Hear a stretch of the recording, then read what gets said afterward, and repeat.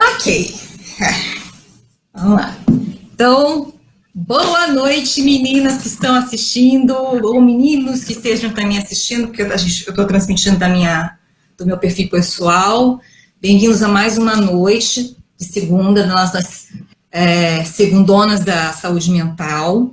A gente está comigo, Liliane Abreu, que sou uma das administradoras do MUCB, e com a Mariana Viegas, que hoje ela vai ser a âncora e eu vou ser a palestrante. Hoje a gente vai inverter.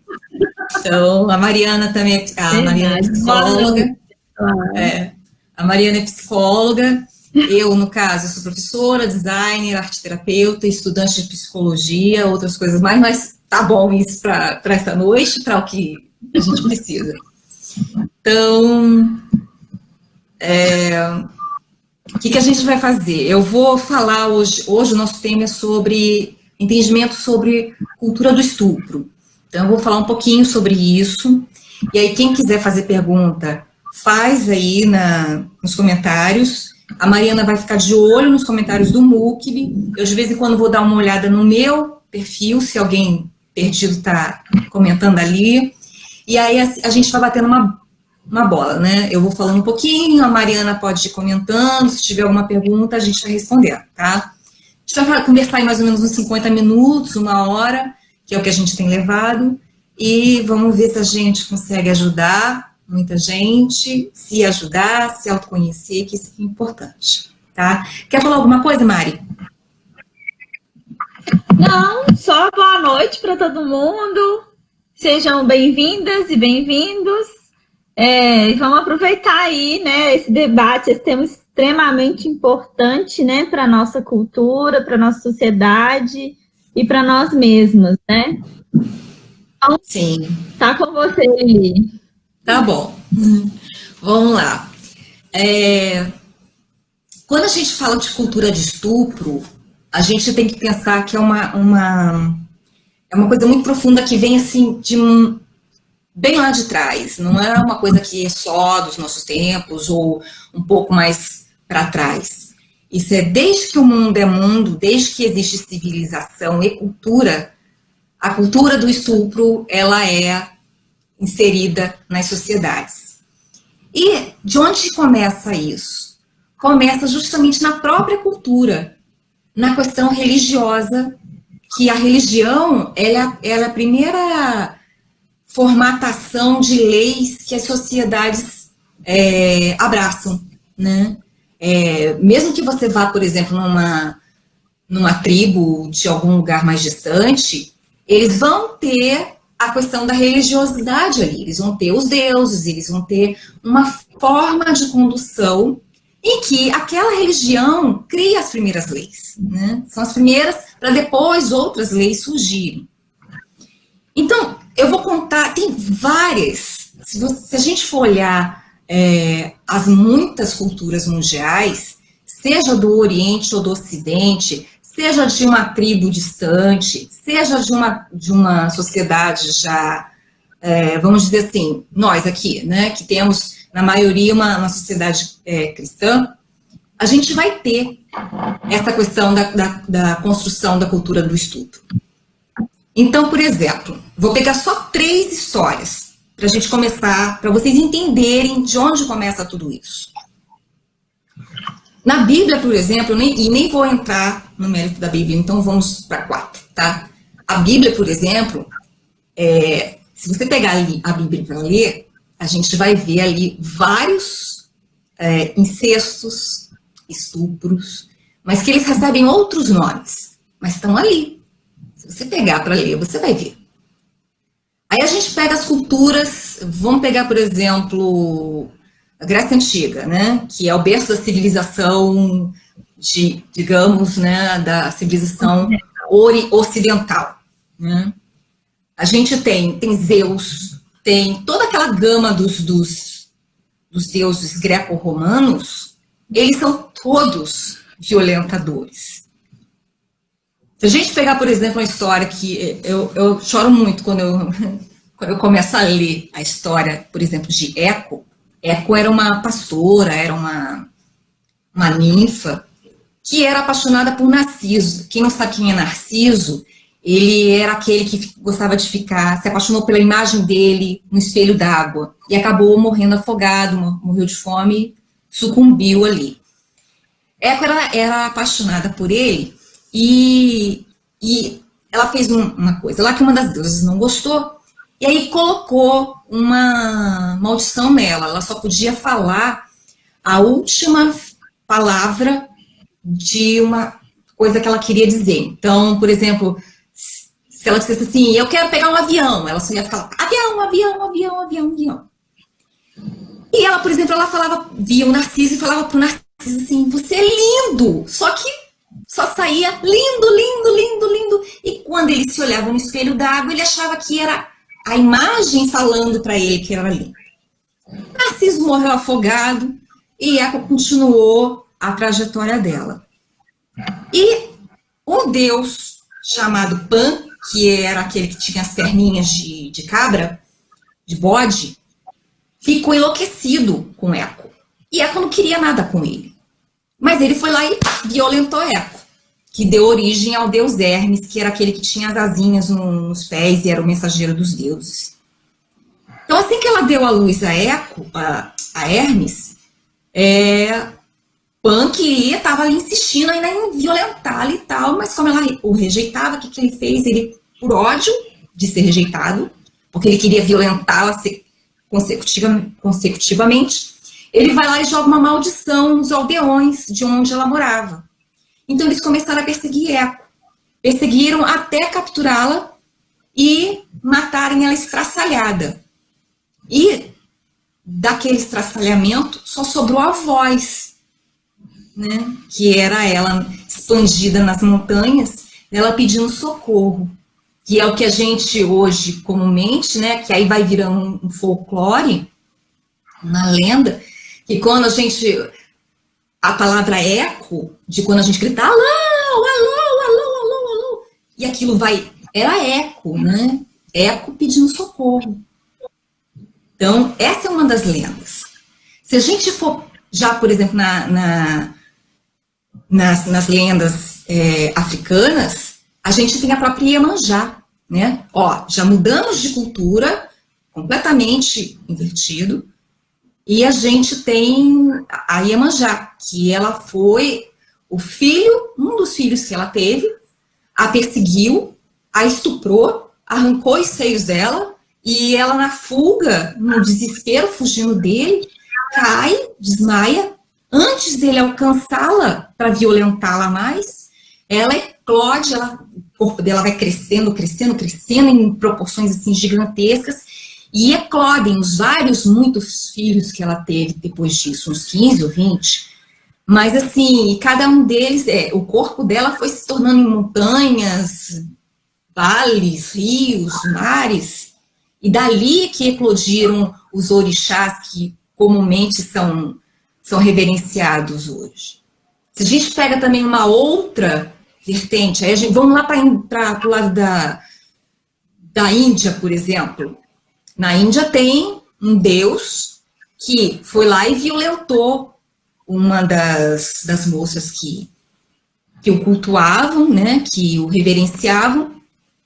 Ela engravida, e quando a esposa dele descobre que a moça foi engravidada pelo estupro, ela, em vez de ir lá em cima do marido dela, o que ela faz?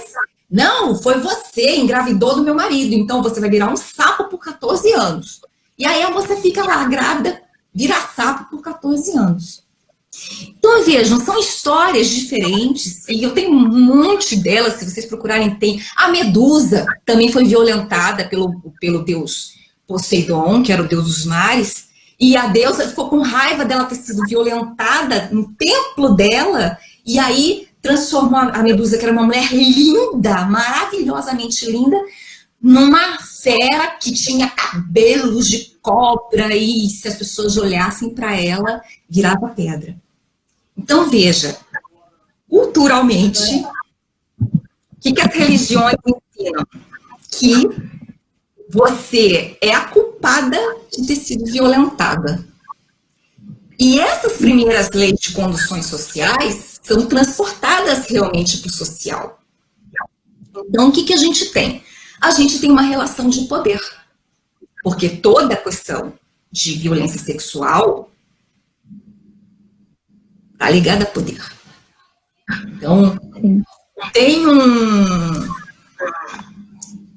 um teórico chamado Etienne de Labotier, que ele estudou essa relação das pessoas, mas sobre o ponto de vista do dominado, né? Então, ele nas pesquisas dele, porque geralmente a gente vai estudando o dominador, né? Mas tem o dominado também. E o que ele descobriu? Ele descobriu que existiam várias facetas com relação por que o dominado acaba se silenciando. Não só por todas essas construções sociais que vão minando, né? Você não pode falar, porque se você falar é uma vergonha. Imagina, o que vão pensar de você e dos seus filhos, se você tiver filhos, né? Ou se você não tiver, daqui a uns anos quando tiver, você vai ter uma vergonha social. E não. Então, o Etienne de Labotier, o que ele entendeu? Que existiam algumas vertentes. As pessoas iam ficar caladas, primeiro porque elas teriam realmente medo de serem julgadas, né? E até medo da reação do dominado em cima dela, ou de outras pessoas que estivessem com ele. Mas também existe a relação de poder, existe isso, não tanto, isso não para violentados, tá?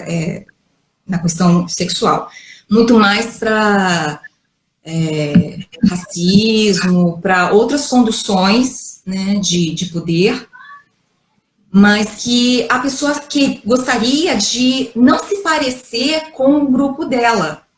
Então, ela fica do lado do dominador, querendo até se parecer fisicamente com ele, para um dia ela ascender, né, ela ser aceita pelo grupo do dominador e poder propagar a mesma coisa. Mas no caso das vítimas de violência sexual, o silenciamento é pela condução de martelar, né, que a vítima é que tem a culpabilidade.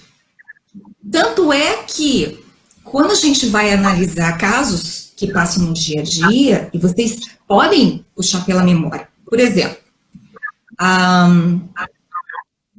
2016,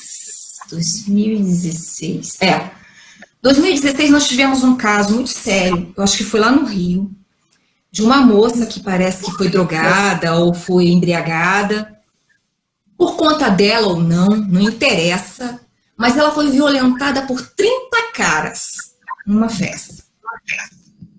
Imediatamente, e assim, completamente alucinada, ela não sabia o que estava acontecendo.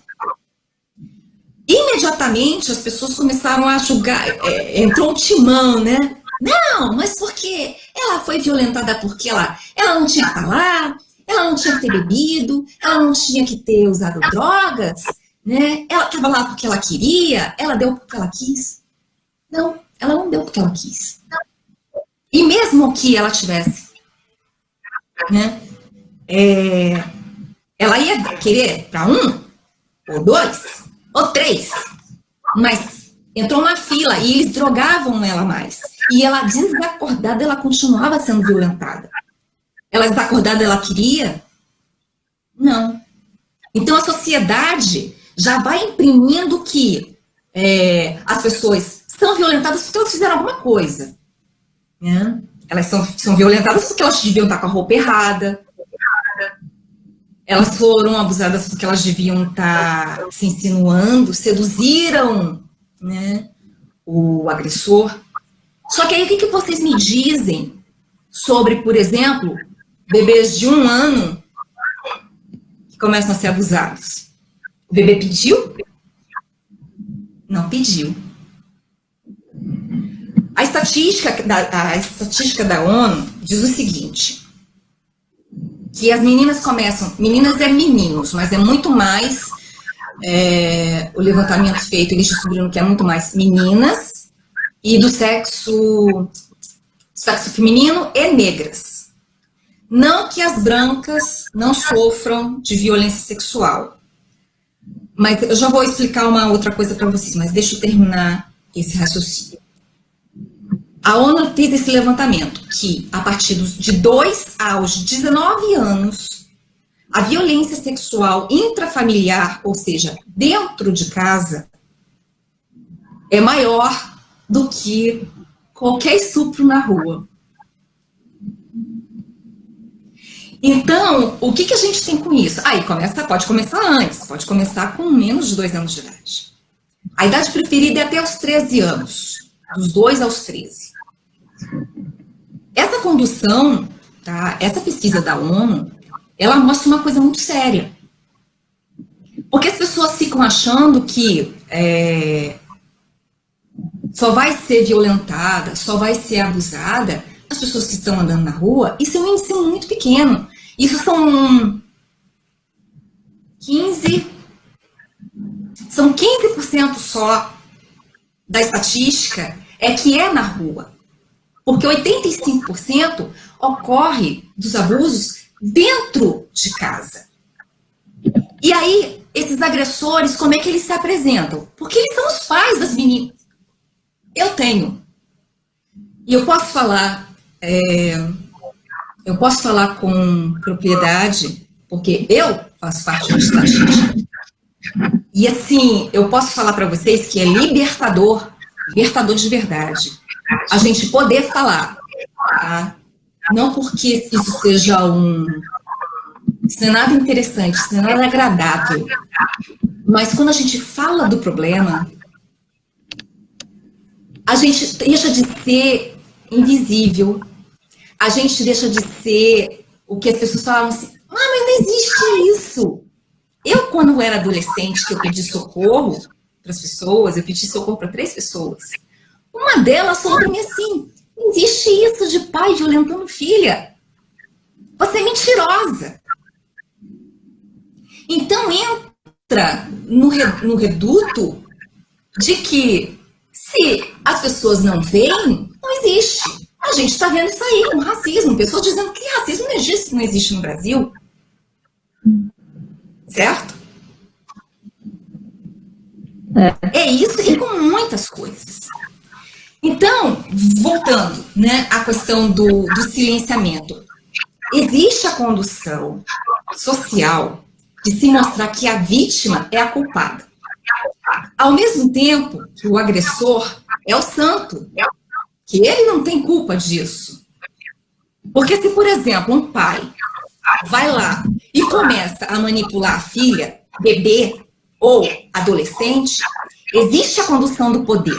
Se é bebê, ele não vai usar a condução do poder, ele vai começar com brincadeiras, cavalinho, vai começar com um monte de coisas que passam para todo mundo desapercebido, até pela própria criança. E ela vai achar que é uma brincadeira, porque o agressor adulto, seja pai, seja padrasto, seja avô, seja tio, seja primo mais velho, seja amigo da família, seja vizinho, ele vai dizer para a criança que é uma brincadeira. E é assim que é feita a condução. Se ele não começa com ela tão pequena, começa com ela já, vamos dizer, com uns 11, 12, 13 anos, a condução é outra. Se ele, por exemplo, for um homem que seja agressivo, essa criança vai ter medo dele. Isso que é pai dela, vamos dizer, tá? Vou falar por pai. Ele é uma figura masculina que geralmente é muito agressivo, tá?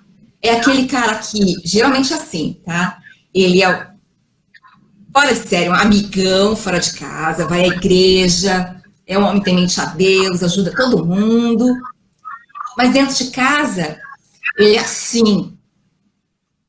Então, ele tem uma construção de visão social que ele é um cara assim, super legal. É um pai que é cuidadoso com os filhos. Mas, por trás, ele está fazendo uma condução, está fazendo uma coação, porque poder ele é por coerção e coação. A coerção, para quem não sabe, é a conduta da pessoa fazer alguma coisa pela lei. Por exemplo, o Lula, todo mundo aprendeu isso porque o Lula, quando foi lá a primeira vez para a Polícia Federal, ele foi sob coerção, né? Tinha um mandato que ele tinha que se apresentar. A coação, você tem que fazer a coisa, mas geralmente você faz por medo. Então, todas as vítimas, se elas não começaram muito cedo a serem abusadas, começam já na adolescência, elas vão permitir por medo desse agressor. Elas vão ter medo. E aí entra uma coisa muito importante sobre o que estão tentando fazer, por exemplo, de não... Estão entrando com uma pauta, né, de que estão ensinando sexo para as crianças nas escolas e querendo tirar essa educação sobre sexualidade, sobre defesas. E sim, eu já cansei de ouvir, inclusive de parente meu dizendo assim, não, porque as professoras vão ensinar as crianças a fazerem sexo. Não! As professoras não vão ensinar as crianças a fazerem sexo. Mesmo porque são profissionais de psicologia que vão nas escolas para ensinarem as crianças, não é como se faz sexo, é para ensinar as crianças que tem coisas que não são erradas e quando algum adulto, ou seja lá quem for, mesmo que seja criança um pouco mais velha, tocar no corpo dela em determinados pontos e ela se sentir incomodada ou sentir qualquer tipo de reação de incômodo, tem alguma coisa errada. Eu fui ensinada desde pequenininha como é que era a concepção, né? Quando a gente via lá a mocinha uma montando cavalinho na outra, a minha mãe explicava dentro da nossa linguagem de 5, 6, 7, 8, 9 anos e assim, crescendo, sobre a concepção. Então, a gente via bichinhos nascendo. E como é que os bichinhos nascem? Não vem do repolho, né? Acontece alguma coisa ali. É a sementinha do machinho, do papai, que vai para a barriga da mamãe, assim. Por isso, e aí, né? Porque a gente também tem que esclarecer determinadas coisas para a criança. Por isso, às vezes eles perguntam, né? Aí pode ficar pelado junto? A gente como pai e mãe, né? Geralmente fala assim, não, tem que estar casado, né? Não, depois pode não estar casado, tá? Mas isso você não precisa explicar para a criança. Aliás, você não precisa explicar muita coisa. Mas o fato é que nas escolas, com as profissionais que vão orientar essas crianças,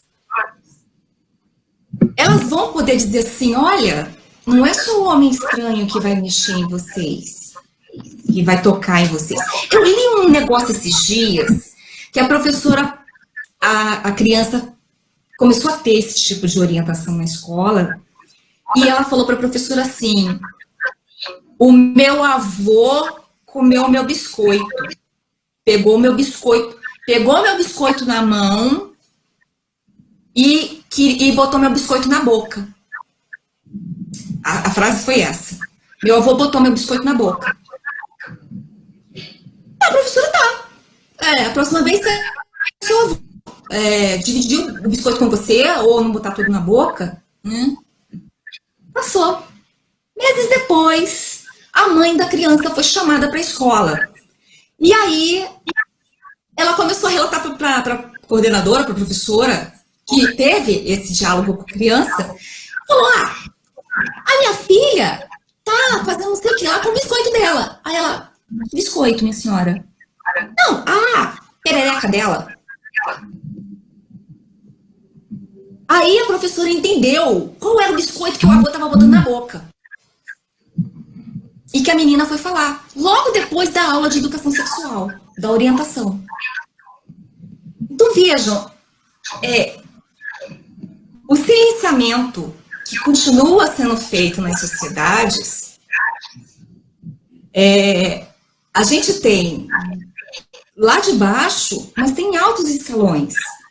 Porque esses homens que são pedófilos, que são abusadores, que querem que esse caos continue, eles também estão no alto escalão. Eles também estão lá em cima. E são eles que fazem as leis. Então, quando começa a ter criança que começa a falar, a ser orientada, que se tocar em determinados pontos do corpo dela, elas podem denunciar, e vejam, de 10, 15 anos para cá que esses programas começaram, a quantidade de relatos e de denúncias que foram feitas para poder resgatar essas crianças, tratar da cabeça delas, afastar o abusador, denunciar o abusador, ele ser preso, ele ser tratado, foram absurdas. E aí, de repente, agora querem silenciar isso. Ou seja, cala a boca das vítimas de novo, porque aí leva de novo ao patamar de que não existe. E as pessoas continuam sendo violentadas. As crianças continuam sendo violadas. Então, o canal não é se calar. Não é fazer de conta que não existe. É, sim, botar a boca no mundo. É criar políticas públicas que, sim, deem as profissionais que trabalham com psicologia, com esse tipo de educação, realmente possam continuar fazendo as palestras para mostrar para as crianças, olha, não pode, isso, isso e isso. Se acontecer, vocês têm que contar. Porque é doído. E você vai ter a construção de um adulto completamente alienado, completamente ferido, sem conseguir falar nunca essas feridas. A gente tem aí pessoas que vão morrer sem ter contado nada. E com um monte de problemas internos sem conseguir resolver. E, repito, quando a gente relata, quando a gente consegue falar, mesmo que, veja, aqui no Brasil, você só tem 15 anos para dizer o que aconteceu com você. Os países lá de fora, não importa se você está com 90 anos, você pode fazer a denúncia. Aqui não, você só tem 15 anos. Ou seja, se uma menina foi abusada entre os 13 e os 17 anos, ou 20 anos que seja, já, mesmo com situação de voyeurismo é aquela galera que gosta de ficar olhando, você só tem 15 anos. Ou seja, se ela aos 20 anos parou de ser abusada depois de anos, ela só vai ter até os 35 anos para relatar que ela foi abusada, para denunciar. Depois ela pode falar à vontade, não vai acontecer nada com o abusador.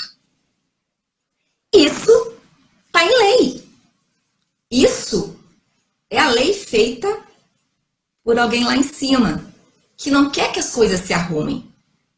Então, cabe a gente, cabe à sociedade, discutir cada vez mais sobre isso. Discutir sobre racismo, discutir sobre homofobia, discutir sobre tudo quanto é preconceito e discriminação que existe, discutir sobre os abusos sexuais e sobre os estupros, sobretudo os intrafamiliares. Porque isso é cultura de estupro. É cultura de estupro de novo. Não é só o cara ir lá. Esse é um doente, tá? Que foi lá e pega a pessoa no meio da rua e estupra. Mas ele é um percentual muito mínimo, tá? É o pico do iceberg diante do que tem embaixo e que acontece dentro das casas, todos os dias, a cada minuto. Esse momento agora, por exemplo, que a gente está vivendo da Covid, me causou uma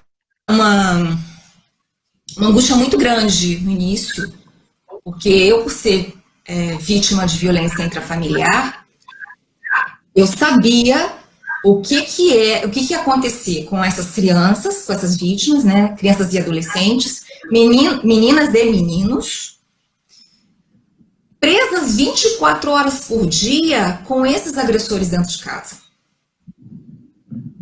Porque quando você está estudando, você tem a válvula de escape de ir para a escola, por exemplo, né? E o teu abusador está no trabalho. Então, vamos dizer que os dois se encontrem à noite, né, dentro de casa. Mas o tempo dos dois no mesmo local diminui. Mesmo elas não podendo pedir socorro. Mas o que acontece com a pandemia, né? E a gente tem que ficar em casa para a gente se manter vivo. Essas crianças e esses adolescentes estão presos dentro de casa com seus abusadores. Então a gente tem um problema social muito sério. Que a gente tem que pensar nessas saídas. A gente tem que pensar nessas coisas. E como é que a gente pode fazer? Se a gente não pode fazer nada agora, o que a gente, como cidadão, a gente pode fazer para mudar isso? E uma coisa é certa, a gente precisa, as vítimas precisam ser incentivadas a falarem, a não sentirem vergonha, a entenderem que elas não são culpadas de nada, porque existe uma condução de alienação para elas se sentirem assim e para os outros continuarem fingindo que nada acontece.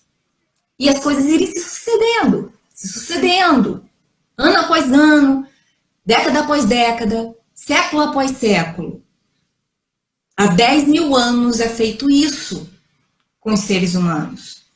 Então a gente tem que aproveitar esse momento que a gente está tendo voz, que as populações mundiais estão tendo voz para rebater um monte de coisas erradas que acontecem, que as pessoas dizem que não.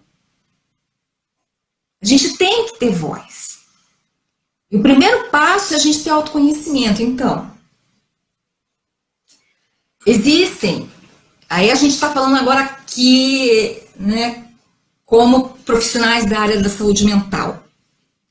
Você que está me ouvindo, tá? Se você conhece alguém, ou se você é uma vítima desse tipo de coisa, de abuso sexual, você precisa, eu sei que é difícil, mas procura inicialmente uma terapeuta para te ajudar a organizar as coisas na sua cabeça. As terapeutas de uma forma geral, elas são colocadas ainda hoje pela população como gente que só cuida de maluco. Não. Né, Mari? A Mari já é formada em psicologia. Eu sou só arteterapeuta, mas estou no caminho da psicologia. Mas a Mari, ela está muito bem. A gente ouve o tempo todo. Ah, psicóloga é coisa para maluco. Não, não é. Não é. A gente precisa quebrar esse paradigma, né? Esse mito de que é para maluco. Até porque, se a gente for olhar direitinho, os próprios abusadores falam isso. Sabe por quê? Porque se você é vítima, vai lá e fala com a sua terapeuta, ele acha que a sua terapeuta vai denunciar. Só que a terapeuta não pode denunciar. Existe um código de ética. Mas ele também tem medo da terapeuta fazer a pessoa se enxergar, ter o autoconhecimento e ter a força para denunciá-lo. Por isso que eles ficam com essa coisinha de que psicólogo é coisa para maluco, terapeuta é coisa para maluco. Então, a primeira coisa que vocês precisam fazer é isso. Tá? A gente precisa aprender a denunciar também, porque não, esses homens não amam a gente, nem como filhas, nem como amigas, nem como esposas. Eles não amam. Existe um outro lado também. Isso foi muito doído para mim. Lili, fala. Só complementando essa questão, né, que você trouxe. Vale. Eu acho que é importante a gente pensar que isso é muito validado, né, na nossa sociedade. Sim. Porque crianças são postas como se elas fossem propriedade dos pais, né? Uhum. Como se fazer tudo com elas. Então, isso entra a questão, né, tanto do abuso sexual quanto do psicológicos, né? Então, é uma coisa que a gente precisa ter em mente. E, ao mesmo tempo, em relação, né, às mulheres que estão em relacionamentos abusivos, eu acho que é importante também a gente lembrar dessa questão do abuso sexual dentro do relacionamento, sabe? Sim, sim. Que é o que eu puxei, né? Da esposa. Identificar. Elas não sabem identificar, sabe? Quando você pergunta, né, quando eu trabalhava com mulheres em situação de violência, e aí perguntava, tinha violência sexual? Não. Mas aí, de repente, você, ao longo do atendimento, você pergunta, mas se eu não aceitasse ter relação sexual, ele me agredia. Uhum. Se eu não aceitasse, ele ameaçava. Ou então, ficava com raiva, né? E utilizar essas artimanhas, né, para fazer com que a mulher topasse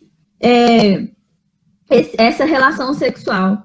Então, é muito importante a gente frisar que dentro de um relacionamento também existem estupros, né? Uhum. E qualquer relação sexual não consentida é estupro. Porque as mulheres não têm... antigamente, né, era uma obrigação da mulher, isso estava em lei, né, que a mulher era obrigada a relação sexual com o marido, né, porque isso era uma obrigação dela. Mas não é. Isso se chama estupro. Se você tiver uma relação sexual sem a sua vontade, isso é estupro. Né? Mesmo dentro do seu relacionamento. Você conheceu uma pessoa, você saiu com ela, e aí, de repente, na hora que vocês estão lá, né, tranquilos, de repente você não quis mais. No meio do ato, você não quis mais. Se você não quis mais no meio do ato, ele tem que parar, né? Senão, é considerado estupro, né? A partir do seu não, tudo é abuso, tudo é estupro, né? Então, a gente precisa ter essa consciência, porque a maioria das mulheres não sabem disso, não conseguem conhecer. Porque uma coisa que você estava falando aí da questão que a minoria dos casos são de estupros fora de casa. E, de fato, né? Eu estava lendo ontem o livro da Angela Davis, Mulheres, Raça e Classe, né?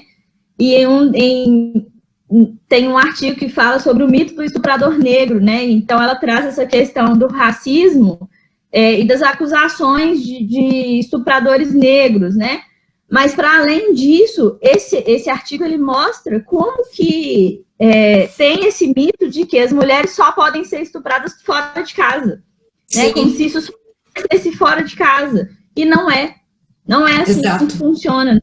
A maioria dos estupros, dos abusos sexuais ocorrem dentro de casa. Né? E por isso, muito atento. Se conhece alguém, indique, né, um terapeuta, ou alguma rede socioassistencial, né, de proteção, CRAS, CREAS da região, posto de saúde, né?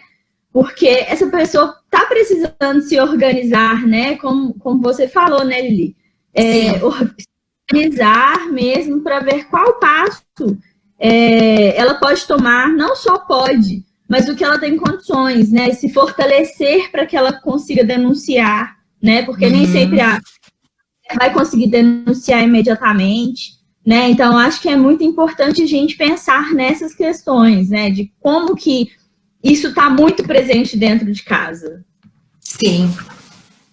E assim, foi ótimo você ter puxado isso, porque reforçou o que eu já estava falando. E assim, o que ocorre? Existem também casos, né, dos próprios maridos doparem as esposas. Eu tenho uma pessoa muito próxima a mim, que ela era dopada pelo marido, e ela assim, ela fazia o Kama Sutra inteiro, tá? Então não era falta de sexo. Quantas vezes ele quisesse no dia. Mas ele tinha cara de pau de dopá-la, a perversidade de dopá-la para ela ser currada, apagada. E assim, e quando ele fazia as coisas que ela tentava se separar, ele ameaçava com um monte de coisas. Então ela ficava num ciclo infinito, que de novo entra a questão do poder, né? Entra poder e manter a vítima sobre a questão psicológica, né? Com medo psicológico, com medo físico, com vários medos, ou achando que ela é muito amada, sendo que ela não é. Saiu há pouco tempo uma pesquisa que, eu acho que 45, eu acho que estou enganada, não sei, mas um percentual muito grande das mulheres que são efetivamente abusadas e até violentadas de várias formas, tá? Tanto no psicológico quanto no sexual e no físico, elas são evangélicas. Por quê? Volta de novo lá atrás, a questão da cultura que é minada, né, de condução pela religião. Porque elas têm, né, na condução delas, essa coisa do patriarcado é muito forte em determinadas religiões, sobretudo as judaico-cristãs. Então, a mulher, se ela disser não, ela está indo contra o marido. Não. Amiga, você não está indo contra o seu marido. Tá? Se você está com dor, se você está indisposta, se você não está afim, tá? Não. Namore-se. Tá? A vida não é só sexo, só que, sim, o abusador vai fazer isso com você. E aí a gente entra numa outra questão também. Por nós termos a condução social e cultural de toda essa questão da cultura do estupro mesmo, tá? Da violência em si, não são só as mulheres, são homens e mulheres, são os dois. As mulheres vão ficar achando que não, é tudo normal, eu tenho que dar mesmo pro meu marido, mesmo eu não querendo, né? Mesmo ele batendo em mim, eu tenho que dar, porque ele é meu marido, nós casamos. E o homem, por sua vez, também, ele sofre esse aprendizado de que ele tem, e não estou entrando nas doenças psicológicas não, tá? Estou falando de construção cultural mesmo. Ele vai ter esse entendimento que a mulher tem que dar e pronto. Então, assim, a gente tem que reeducar todo mundo, a sociedade inteira. A gente tem que reeducar as mulheres para elas aprenderem a ter voz, para elas aprenderem onde está a violência, para elas entenderem o que é violência e o que não é violência. E olhar e vale. Não, para elas entenderem que, enquanto vítimas, independente do horário, do local, da roupa, qualquer coisa, né? Ela é uma vítima, né? Porque o sistema descredibiliza ela, né? Sim. O sistema descredibiliza a mulher, né? E aí a gente precisa, assim, se reeducar, né? Tanto nós, mulheres, quanto os homens. Então, assim, você detectou que o teu parceiro é só alienado, tá? Ele só teve uma educação alienada, como você, pega esse homem pelo braço, tá? Vai também na psicóloga com ele, para ele também ser reeducado, para você também entender. É sério, gente. É sério. Vocês dois se reeducarem. Agora, existem casos que o cara tem a condução perversa. Ele é um maníaco. Então, aí é denúncia. Aí é denúncia. Mesmo, para valer. Porque, assim, a gente é educada. Não, é porque foi culpa minha. Se eu ficar boazinha, não vai acontecer de novo. E a coisa acontece de novo. E acontece de novo. E acontece outra vez. E vai acontecer sempre. Pode não ser da forma que você estava fazendo porque você mudou, mas ele sempre vai fazer com você. E a violência é assim, com qualquer nível, com qualquer tipo de coisa. Então, assim, a gente tem que aprender a falar. A gente tem que aprender a denunciar. A gente tem que procurar ajuda. A gente tem que aprender essas coisas.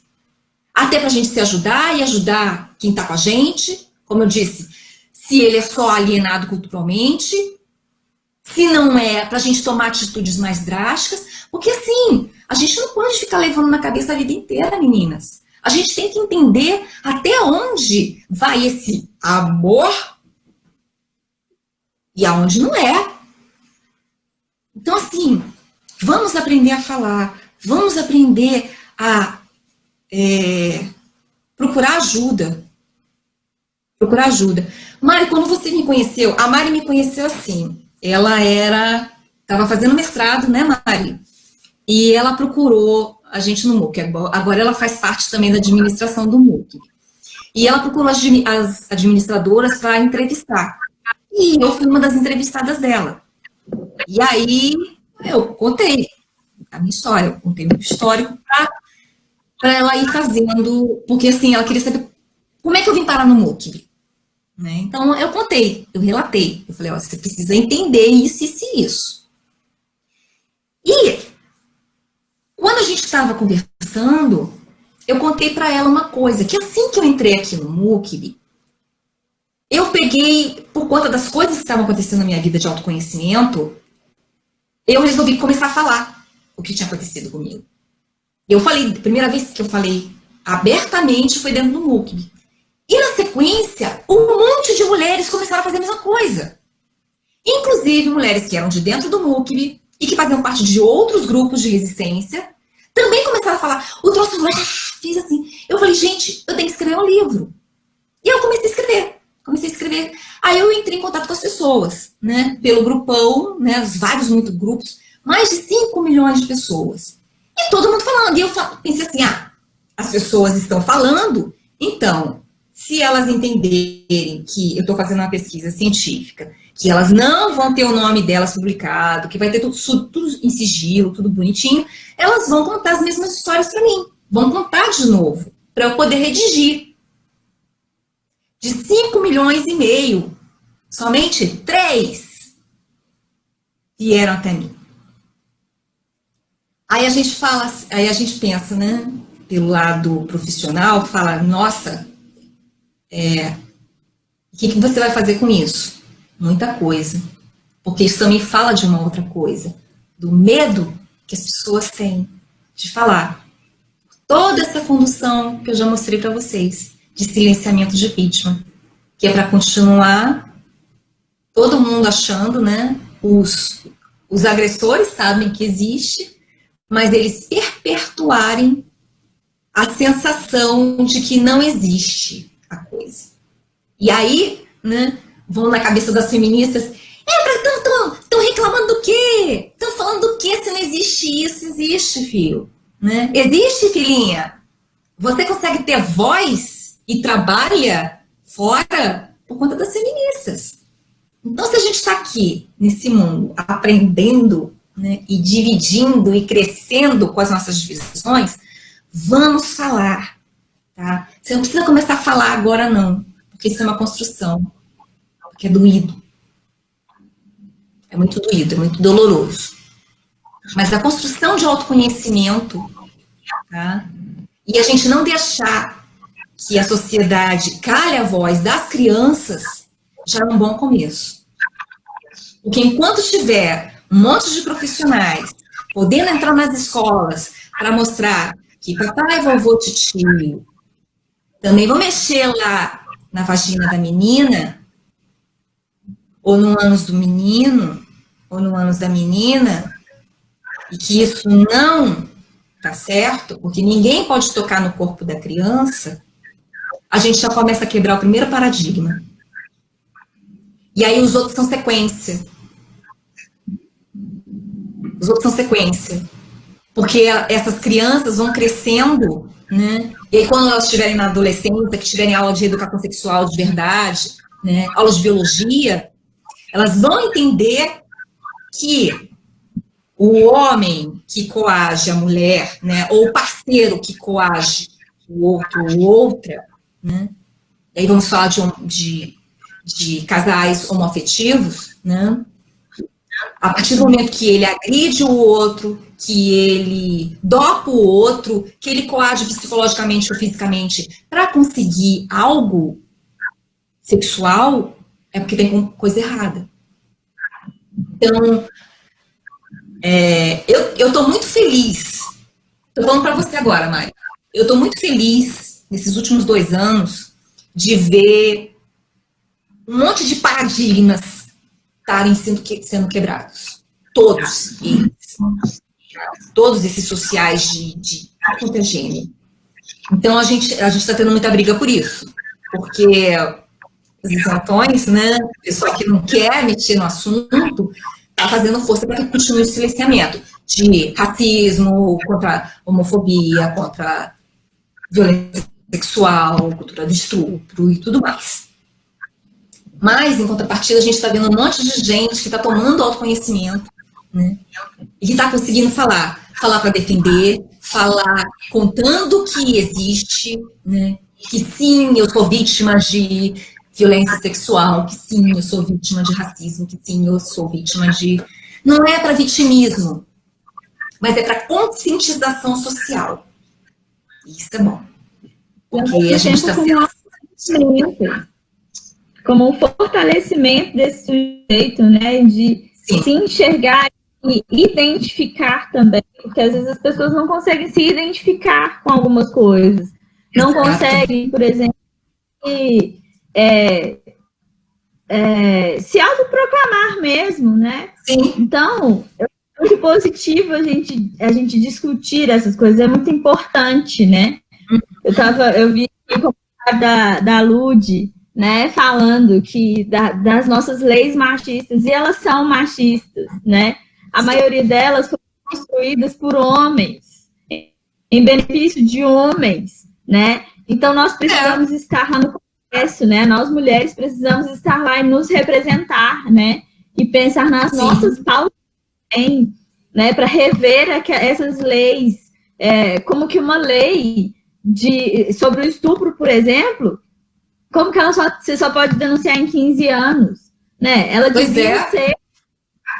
esqueci o termo exato, né, agora, do direito, mas ela não, imprescritível, né, não podia prescrever esse crime, né? Então, assim, a gente precisa debater essas coisas porque a nossa sociedade está acordando, né? Eu acho que está acordando lentamente, mas está, né? Porque eu acho que tem algumas questões, tem uma onda aí de um conservadorismo, né, que está aí, e que a gente não sabe nem de onde veio, né? Mas que a gente precisa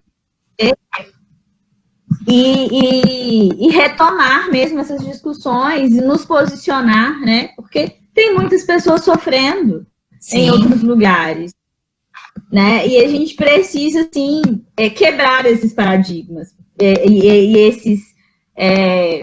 esses assuntos precisam, sim, vir à tona, ser discutidos e precisam incomodar. Né? Sim, precisa incomodar. Precisa incomodar. Precisa, porque senão as coisas não mudam. E como você falou, precisa de educação sexual nas escolas, né? Para que as crianças tenham essa informação de que se encostou em você e você não se sentiu confortável, então tem algo errado, né? Falou que você não pode contar para ninguém, então tem algo errado. Exato. Né? Inclusive, tem uns livrinhos que são muito bacanas, assim, né? Para quem se interessar em olhar, depois dá uma olhada no YouTube, que chama Pipo e Fifi, sabe? Que ensina mesmo essa questão do abuso sexual para as crianças, né? E faz uma linguagem de acordo com cada idade. Sim. Né? É muito interessante, tem muito material hoje em dia, né, para falar essas coisas, para trabalhar com crianças essa temática, né, tanto nas escolas quanto em outros lugares. Esse eu estou lembrando porque é o mais famoso, assim, que eu me lembrei aqui agora. Mas é isso, não é ensinar as crianças a fazer sexo. Não é isso. Mas até isso. As diferenças de gênero, para que elas entendam que elas não precisam ser oprimidas, para que elas não fiquem desconfortáveis em denunciar se elas forem tocadas de uma forma desconfortável, né? Para que elas dizer, para que todo mundo consiga dizer, né? Um não, né? Para as mulheres aí no caso, mulheres, casais homoafetivos, né? Em relação aos seus parceiros nesse quesito. Porque isso não é obrigação, né? Isso é uma questão que, né? O sexo é uma coisa que ocorre nos relacionamentos, mas ele não tem que ser obrigação, né? Afinal de contas, nós não somos obrigados a nada. Exato. E essa história do livro que você falou, por exemplo, a gente só tem mais um pouquinho, mas os próprios agressores, a gente volta de novo, né? Os próprios agressores vão fazer questão de que não exista a educação para as crianças. Esse tipo de educação. É o que você falou. E eles vão ficar repetindo o quê? Vai ensinar as crianças a fazerem sexo? Não, cara pálida, não vai ficar ensinando as crianças a fazerem sexo. Só que assim, quando existe essa resistência, e eu já ouvi um monte, eu já fico logo olhando. Tá com resistência demais, por quê? Porque é o que eu estava falando lá atrás, eu acabei cortando. Eu tive educação, a minha mãe, né, os meus pais, minha mãe, sobretudo, ela ensinava como é que se dava a vida. E ela falava, olha, não senta no colo de ninguém, nem de tio. A minha mãe me ensinava isso. Não confie em ninguém. Então eu tive. Mas também o que ela me disse? Só confie no seu pai. Você só pode confiar no seu pai. O seu pai é que é seu salvador. Por que eu iria desconfiar do meu salvador? Eu desconfiei. Tá? Eu desconfiei. Eu tomei as providências, só que eu levei na cabeça. Por quê? Porque não existiam órgãos, não existia apoio, não existia ninguém que eu pudesse falar para pedir socorro. Para eu contar o que estava acontecendo. E hoje tem, mas querem tirar. Então a gente tem como cidadão, tá? Como nós, enquanto profissionais, as pessoas de uma forma geral, como cidadãos, nós também como cidadãs, né? A gente tem a obrigação moral, ainda mais a gente sabendo que existem de fato essas coisas, da gente incentivar as pessoas a procurarem ajuda, delas conseguirem falar, delas denunciarem, delas se tratarem, de encaminhar, sim, esse agressor também, para ele também ser julgado dentro dos conformes das leis e ele também ser tratado. Porque a grande maioria deles tem um monte de problemas, né? Patológicos a níveis sexuais. Mas eles também têm direito a serem tratados como seres humanos, né? É difícil a gente estudar e não adianta a gente querer castrar, né? Joga lá dentro de um poço e pronto, resolve o problema. Não é assim. Infelizmente, não é assim. E a gente mudando essas coisas, que a gente consegue mudar a sociedade, a humanidade. Né? E a gente, daqui a uns anos, a gente ter, assim, pessoas felizes, que não foram violadas, seja lá como for. Violadores, pessoas doentes, que sejam reconhecidas e encaminhadas para um tratamento, porque é o que elas precisam. Elas também serem julgadas, elas responderem judicialmente. E a gente ter um mundo realmente incrível. Quem sabe, né? Sonhar é bom. Mas são possibilidades muito grandes. Eu acho que é isso, sabe? E a gente precisa também pensar que tem muitos discursos aí, porque estão tentando acabar com a família tradicional. A grande família tradicional, né? Papai estupra a filhinha, vovô estupra o netinho, e fica tudo tão feliz, né? Marido estupra a mulherzinha, né? Tudo fofo. Tudo certo, né? E aí a gente precisa pensar nisso. Qual que é essa família tradicional? Né? O que tem nessa família tradicional aí que você não pode alertar uma criança de que se alguém chegar para tocar nela de forma que ela se sinta desconfortável, que ela não possa chegar e contar, falar, olha, não quero, e se chegar e contar para um adulto responsável, né? Por que não? Então, a gente precisa, sim, ir tocando nessa ferida, percebendo essa cultura do estupro. E uma coisa que eu fiquei, que eu observei, né, no início, você contando as histórias dos estupros, né, das diversas sociedades, eu achei também muito interessante o quanto que essas histórias, elas acabam fomentando a inimizade feminina uma pela outra, né? Nada. Então você vai ser punida porque ele se interessou, porque ele foi atrás de você, né? Você que é vítima, você vai ser punida. Sim. E aí uma outra, isso sem dar credibilidade à fala dela, né? colocando, tirando mesmo ela desse lugar de vítima e colocando ela como se ela fosse uma pessoa que tinha seduzido o outro, né? E novamente essa questão, né, da rivalidade feminina, da mulher descredibilizando, né, a fala de outra mulher, que eu acho que é algo que a gente também tem que se atentar, né? Porque afinal de contas, nós sabemos como que apesar, né, da maior número de estupros estar dentro de casa, ainda assim nós temos medo de andar pela rua em certos horários, né, estar acompanhada, né? A gente ainda tem esse como se esse fosse o maior índice, né? Como se e não é. Sendo que dentro da nossa casa, dentro das 4 paredes, né, onde seria o lugar para a gente estar seguro, ocorrem os maiores números de abuso sexual, de estupro, de violências domésticas e intrafamiliares. Exato. Então, eu acho que se a gente continuar estudando, se a gente continuar falando, a gente pode mudar muita coisa. Sim. Tem muita coisa, tem muito trabalho para ser feito. Muito trabalho. Mas então... Gente, pode falar aí, dona Âncora. A dona Âncora vai encerrar a live porque a gente já passou de 1 hora. Vou deixar com a Âncora agora. Eu queria agradecer a vocês, tá? Por vocês terem aprendido mais um pouquinho com a gente, terem escutado, tá? Porque a gente cresce muito quando a gente troca. A gente só muda a sociedade quando a gente muda a gente primeiro, né?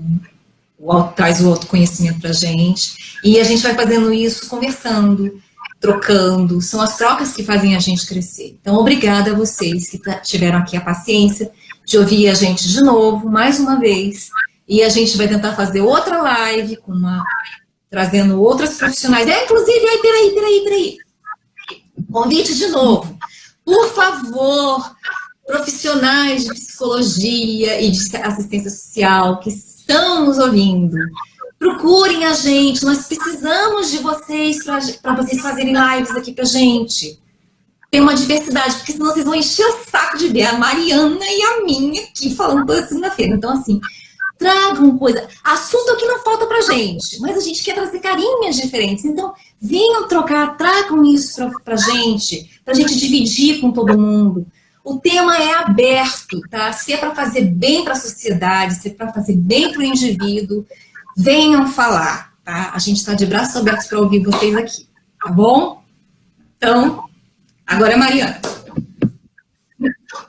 Então, gente, muito obrigada pela participação, pelo apoio, por essa troca, pelos comentários. Não tivemos perguntas hoje, mas foi muito bom estar com vocês nesse momento.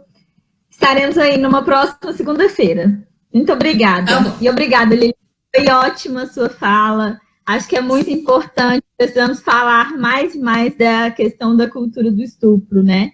Como a Lud falou, né? É um tema muito importante. Então, muito obrigada por ter se disponibilizado e obrigada a todos que estão aí presentes assistindo. Um beijo. Então tá. Fechamos. Tchau.